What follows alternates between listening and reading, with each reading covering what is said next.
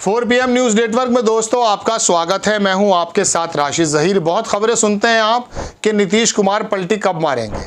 योगेंद्र यादव एक अच्छा विश्लेषक हैं, चुनाव के बारे में बड़े शानदार बात करते हैं। अभी मैं उनका एक बयान देख रहा था, उन्होंने कहा कि नीतीश कुमार सही समय कब है पलटी मारने का। मैंने ध्यान से देखा उस वीडियो को, मुझे लगा आपको बताना चाहिए और उसकी राय में अच्छी बात भी है, ऑथेंटिक बात भी है। हर हफ्ते आपके सामने ये खबर आ जाना ज़रा सी बातों के नायडू नाराज़ होकर सरकार गिरा गया है, नीतीश कुमार ने पलटी मार दी है, ये ज़्यादा मजाक के अलावा नहीं, कुछ और नहीं है। ऐसा नहीं है, नो डाउट वो पलटी रातों रात कब मार दे नहीं पता चलेगा, लेकिन फिर भी ऐसा भी नहीं है कि आपको हर हफ्ते ही पलटी बतानी शुरू कर दी जाए। इससे जो जर्नलिज्म का सीरियसनेस है वो ख़त्म होता है। लेकिन मैं योगेंद्र यादव को कोट करके आपको बताता हूँ कि अब ये 3 या 4 प्रदेशों में चुनाव होने जा रहे हैं।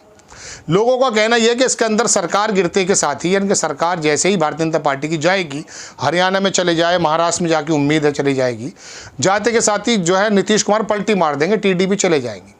क्या ऐसा है? महाराष्ट्र के अंदर इतना बड़ा नुकसान हुआ है अभी, तो क्या वहाँ की सरकार गिर गई है? मोदी जी की सरकार हटा दी गई है? नहीं हटाई है, बनी है। बल्कि हरियाणा के अंदर आधे सीटें कांग्रेस ने जीत ली हैं, तो क्या मोदी प्रधानमंत्री नहीं बने हैं। तो इसका मतलब ये हुआ कि यहाँ की सरकार जाने के बाद धक्का तो लगेगा, इसमें कोई दो राय नहीं है। झारखंड में भी शायद धक्का लग सकता है, लेकिन जम्मू कश्मीर में तो कोई मतलब ही नहीं इनका आने का, जो मुझे लगता है। हालांकि देखिए, चुनाव आयोग का मामला तो चुनाव आयोग जाने। तो मेरे कहने का मतलब दोस्तों ये है कि इन 3-4 प्रदेशों में 2 या 3 जगह जहाँ तक उम्मीद की जा सकती है कि इनकी सरकारें रिपीट नहीं करेंगी या आएंगी नहीं, तो उस सूरत में इनको झटका तो लगेगा। मोदी जी की जो वो छवि थी तो 400 पार वाली, वो तो 2024 के इलेक्शन में ख़त्म हो गई है। लेकिन मसला बनता कि नीतीश कुमार आएंगे कब और आएंगे क्यों।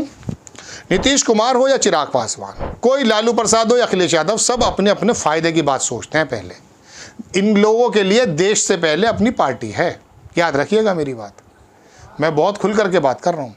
ये अपने आप का वर्चस्व बनाना चाहते हैं, वरना टीडीपी का चंद्रबाबू नायडू देश की अर्थव्यवस्था के बारे में अगर सोचता तो वो अपनी अपनी रट लगाता, मुझे इतने पैसे दे दो, मुझे राजधानी बनानी है, मुझे ये करना है। अरे देश के हालात तो देख, आंध्र प्रदेश अलग थोड़े ना है भाई।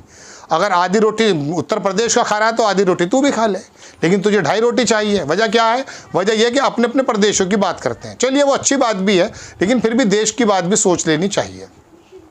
तो दोस्तों बात यह है कि अब वहाँ हालात क्या होने हैं, ये धक्का तो लगेगा। लेकिन असल बात जो योगेंद्र यादव कह रहे थे वो ये है कि बिहार का जो इलेक्शन अगले साल है, दरअसल उसके बाद नीतीश कुमार अपने पूरे के पूरी, मैं कह सकता हूँ, परफॉर्मेंस दिखा पाएंगे। बिहार का इलेक्शन अगर भारतीय जनता पार्टी हार गई नीतीश कुमार के साथ, तो फिर नीतीश कुमार अपनी पलटी मार जाएंगे। उनका कहना यह है कि बिहार का हराना कोई असंभव बात नहीं है। हालांकि मुझे असंभव इसलिए लगता है, अखिलेश यादव हो या तेजस्वी यादव, इनके पास 5 से 7% वोट सारी कुछ लगाने के बावजूद भी कम है। देखिए, यादव और मुसलमान होने के बाद तेजस्वी यादव के पास कुछ नहीं बचता है, कुछ नहीं बचता है। इसलिए वहाँ पर वो बहुत बड़ी पार्टी होने के बाद, बहुत सारा वोट लेने के बावजूद भी वो सरकार नहीं बना पाते हैं। उसकी वजह क्या है? उसकी वजह ये कि 2 बिरादरियों का वोट काफ़ी नहीं होगा। तो ये 2 बिरादरियों पर इलेक्शन अगर लड़ा जाता है तो तेजस्वी यादव इसलिए जो है ज़्यादा कामयाब नहीं हो पाते। लेकिन इसके अंदर अगर वो मिसाल के तौर पर अखिलेश यादव जैसा तरीक़ा अपनाएं, अपर समाज, पीडीए, इन तमाम लोगों को टिकट दें और यादव और मुसलमान को थोड़ा ना दें। मुसलमान को तो देने की बात वहाँ पर वो कर रहा है ना, वो जो प्रशांत किशोर है, उसका मकसद यही है कि 100 लोग लड़ाऊंगा ताकि भारतीय जनता पार्टी को फ़ायदा पहुँच जाए। तो ऐसे समय में अगर वो कुछ ऐसा गठबंधन करते हैं, अपर समाज को जोड़ते हैं, अति पिछड़ा को जोड़ते हैं, महादलित को जोड़ते हैं, तो चिराग पासवान का वोट, मांझी का वोट, नीतीश कुमार का वोट किसी हद तक उनके पास आएगा, तब जा कर के बिहार का इलेक्शन बदल सकता है। या दूसरी संभावना वहाँ राहुल गांधी की है, जो बिहार के अंदर कांग्रेस की हालत ख़राब है। लेकिन राहुल गांधी जिस तरह के नेता बन के उभरे हैं, अगर उनका जोर, हालांकि बिहार में चलेगा नहीं, क्योंकि बिहार के अंदर बिहार की हालत के लिए बिहार के लोग ही जिम्मेदार हैं। पहले तो ये समझ लीजिए, देश के अंदर सबसे बड़ी गतिविधियाँ जो चलती हैं वो बिहार से चलती हैं। नीतीश रूठ गए, पर चले गए चिराग पासवान, ये हो गया। मांझी जैसे आदमी का भी आपको नाम मिलता है जिसकी 1 सीट है। तो कहने और हालात क्या हैं, पूरे देश के अंदर मजदूरी करते हुए आपको बिहार के लोग पाए जाएंगे। 7 रुपया लेता है, 1 रुपया देता है, राजस्व के एतबार से इतना ज़्यादा कमज़ोर है। उसकी वजह यह है कि राजनीतिक इतनी सक्षम होने के बाद, केंद्र की सरकारों को उथल पुथल करने के बावजूद अपने लोगों को पलायन नहीं रोक पाया नीतीश कुमार और लालू प्रसाद यादव।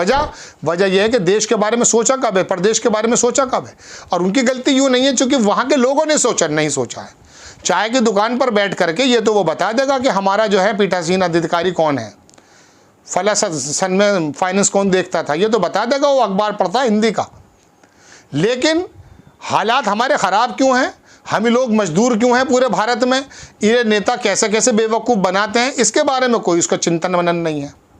उसकी वजह है कि उसकी हालत बदतर से बदतर होती जा रही है। तो बहरहाल नीतीश कुमार जो हैं इस इलेक्शन में अगर हार जाते हैं, जो बिहार का होगा, तो उसके बाद योगेंद्र यादव का कहना है कि संभव है कि नीतीश कुमार फिर केंद्र की सरकार गिरा दें। इस बात में मुझे जान लगी और मुझे लगा कि वाकई नीतीश कुमार की पलटी मारने का समय तभी होगा जब बिहार हाथ से निकल जाए।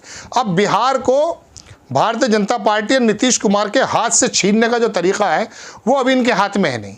तेजस्वी यादव को फॉलो करना ही पड़ेगा, अखिलेश यादव को। अखिलेश यादव पिछले कुछ सालों में, मैं बहुत पहले तो नहीं कह रहा हूँ, जितने ज़्यादा परिपक्व हुए हैं, जो उनकी वाकपटुता है, हाजिर जवाबी है, जो उनकी सोच है, वाकई वो मुझे तो पुराने मुलायम सिंह याद आ जाते हैं। उनको फॉलो करना पड़ेगा। यादव को दिए टिकट 5, शायद 4 या 5, 4, मुस्लिम को दिए 5, सबसे ज़्यादा वोट इनका ये था।